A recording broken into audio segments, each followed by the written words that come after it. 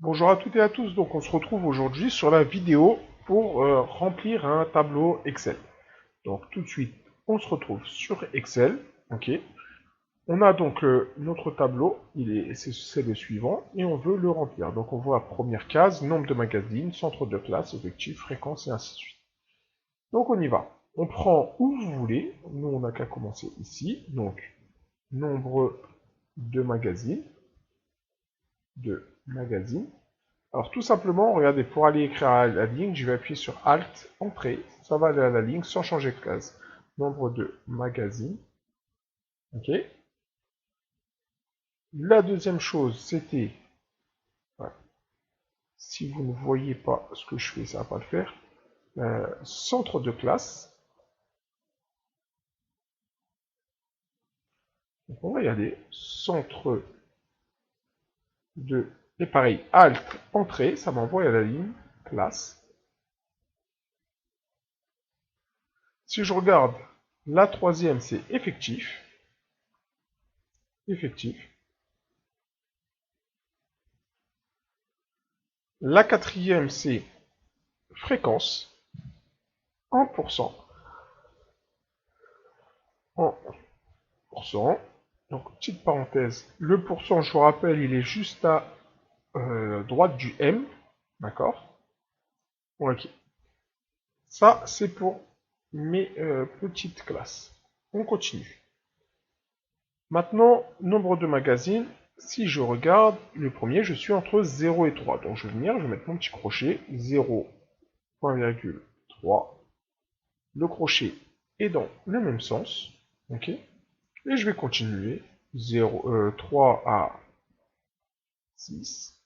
Un petit espace, crochet dans le même sens, et ainsi de suite, 6 à 9,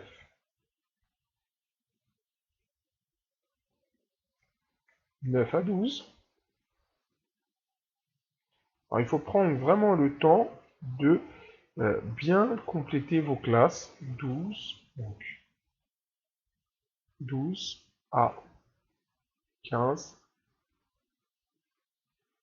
Ok, tac.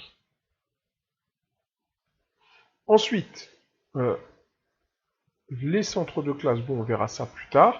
Moi, ce que je veux, donc, c'était un beau tableau comme celui que vous aviez, d'accord? Je vous remonte le Excel ici. Donc, après centre de classe tout en bas, je vais avoir un total. Donc, je vais retourner sur le Excel. Ici, je veux, excusez-moi, total. Ok. Et donc, il va me rester, j'ai quasiment terminé, donc, à faire ce qui va bien, à savoir l'agencement. Alors, très simplement, je vais venir sélectionner tout mon tableau. Ok. Donc là, très simple, clic gauche, je reste appuyé et je sélectionne tout. Je viens ici, juste en dessous de la police, calibrée vue 11, et je vais choisir mes bordures. Et je vais choisir toutes les bordures. Ok? Donc jusque là, ça va. Je vois que la case là est un peu trop petite, donc il va falloir l'agrandir. Pour l'agrandir, très simplement, c'est cette case là que je vais agrandir. Ouais, je peux faire comme ça.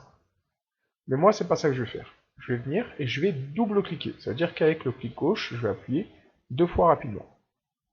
Et donc, il va se mettre pile poil à la bonne taille. Donc jusque là, j'ai quasiment terminé.